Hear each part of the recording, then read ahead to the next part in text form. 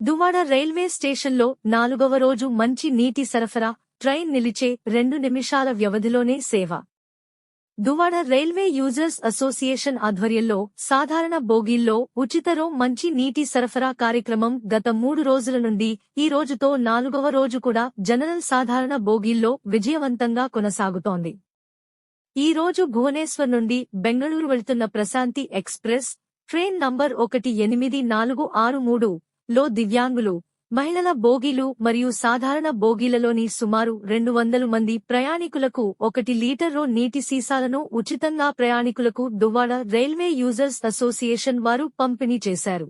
ఇప్పటివరకు మొత్తం 600 నీటి సీసాలు పంపిణీ చేయబడ్డాయి అని యూజర్స్ అసోసియేషన్ వారు తెలియచేశారు. ముఖ్యంగా ఈ కార్యక్రమంలో Duvvada traffic circle inspector Prasad, head constable Harish పాల్గొనడం కొసమెరుపు. ఇలాంటి మంచి కార్యక్రమాలలో మేము సైతం అంటూ ప్రయాణికుల దాహార్తిని తీర్చు కార్యక్రమంలో పాల్గొనడం ప్రజలకు, ప్రయాణికులు మరింత దగ్గరై ఫ్రెండ్లీ పోలీస్గా ఉండగలిగి సహబస్ ప్రయాణికులతో సహబస్ పోలీసన్న అని అనిపించుకున్నారు.